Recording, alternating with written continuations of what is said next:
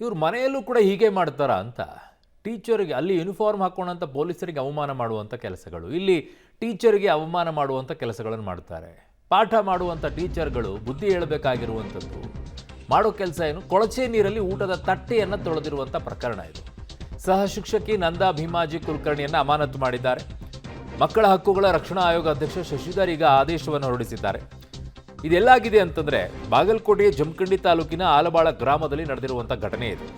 ಕರ್ತವ್ಯ ನಿರ್ಲಕ್ಷ್ಯ, ನೋಟಿಸ್ಗೆ ಉತ್ತರ ನೀಡದ ಹಿನ್ನೆಲೆಯಲ್ಲಿ ಈ ಕ್ರಮವನ್ನು ತೆಗೆದುಕೊಂಡಿದ್ದಾರೆ. ಜಮಖಂಡಿ ತಾಲೂಕಿನ ಆಲಬಾಳ ಗ್ರಾಮದಲ್ಲಿನ ಸರ್ಕಾರಿ ಶಾಲೆಯಲ್ಲಿ ನಡೆದಂತಹ ಪ್ರಕರಣ ಇದಾಗಿತ್ತು. ಏನ್ ಮಾಡ್ಬೇಕು ಇವರಿಗೆಲ್ಲ ಹೀಗಿದ್ದಾಗ? ಆ ದೃಶ್ಯವನ್ನು ನೋಡಿ. ಅಲ್ಲಿ ಕೊಳಚೆ ನೀರಲ್ಲಿ ತಟ್ಟೆಯನ್ನ ತೊಳೆಸಿದಂಥ ಪ್ರಕರಣ ಆ ಮಕ್ಕಳ ಕೈಯಲ್ಲಿ. ಏನ್ರಿ, ಏನು ಅಷ್ಟು ನೀರಿನ ಅಭಾವ ಆಗಿಬಿಟ್ಟಿದೆಯಾ? ಆ ಪರಿಸ್ಥಿತಿ ಇದೆಯಾ ನಮ್ಮ ದೇಶದಲ್ಲಿ? ಅದರಲ್ಲಿ ಹೋಗಿ ತೊಳೆಯುವಂಥ ಪರಿಸ್ಥಿತಿ. ಅದನ್ನು ಮಕ್ಕಳಿಗೆ ಏನು ಕಲಿಸ್ತೀರಾ ನೀವು ಆಗಿದ್ದಾಗ ಟೀಚರ್ಸ್ಗಳೆಲ್ಲ? ಶುದ್ಧ ಕುಡಿಯುವ ನೀರು, ಶುದ್ಧ ನೀರು ಪಾಠನೇ ಬರುತ್ತಲ್ರಿ, 1ನೇ ಕ್ಲಾಸಿಂದನೇ ಶುರುವಾಗುತ್ತೆ. ಟೀಚರ್ ಕಲ್ತೇ ಇಲ್ವಾ? ಕಲ್ತಿದ್ದೀರಾ? ಏನಾದರೂ ಮನುಷ್ಯತ್ವದ ಇದೆಯಾ ಅಥವಾ ಇಲ್ವಾ? ಅಷ್ಟು ನೀರಿದೆ, ಕೊಳಚೆ ನೀರಲ್ಲಿ ತಟ್ಟೆ ತೊಳೆಸೋದಂತೆ.